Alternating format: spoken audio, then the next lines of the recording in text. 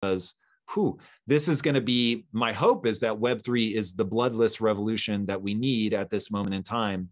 And, you know, it really is, we're in the middle of a tremendous wealth transfer. One of my own employees has done so well in NFTs that he put down an offer on a house based on money that he made in NFTs. I have another, again, this is an employee at my company, and he's making way more off of NFTs than I could ever hope to pay him. So it's really pretty incredible. And to see, you know, younger people who have felt totally disenfranchised by the traditional financial system, learning about it, first of all, that's the thing that gets me most excited.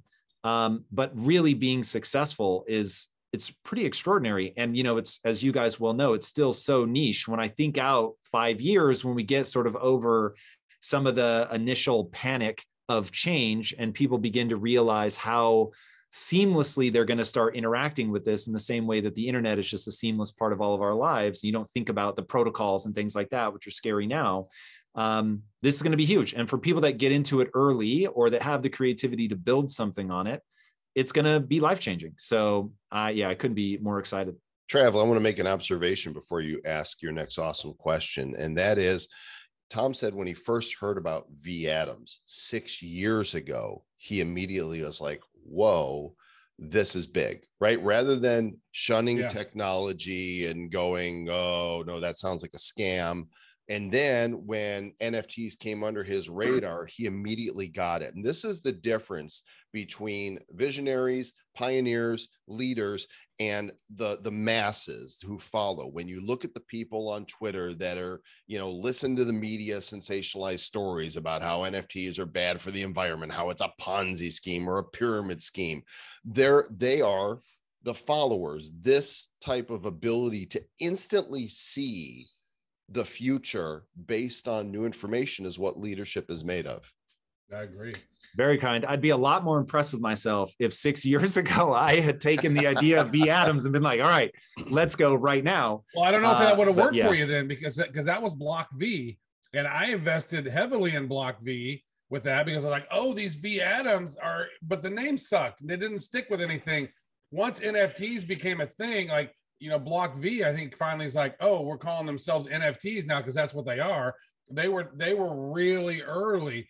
And I remember Joel and I, we both invested really early on in Block V, but it was just like too early. Even if you had thought about it, it would have been like, oh man, what's going to be? Yeah, it wasn't ready. It wasn't fully baked yet, Mr. Tom.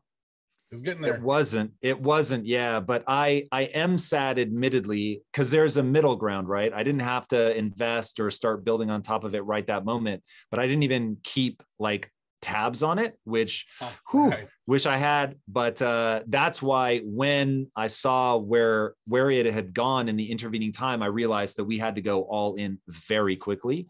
So that, you know, I'll definitely take credit for that. But I do wish you're still early, and to be fair, no doubt, we've all made a lot of the same mistakes. I mean, Travis mined 50 Bitcoin back in what, 2012, 13, 2010, and lost them. They're gone. So really, whoa, they're gone. Ouch. I heard about Bitcoin probably 2011 or 12, and usually I will be like, oh, cool new toys, and I didn't understand it, so I neglected it until 2017. But the thing is, we're all, especially in the NFT world, early, and you've already conducted your first sale, so you're on top of it. Yeah, no, man, this is so exciting. And that's what I really want to convey to people is, one, don't think that the opportunity has passed you. I mean, that it'd be like in 95 saying the internet opportunity has already passed you. It's like, there's still today going to be new companies that come along that just absolutely crush and, you know, multi-billion-dollar valuations. But I want people to understand the tech so that they begin to realize what's possible.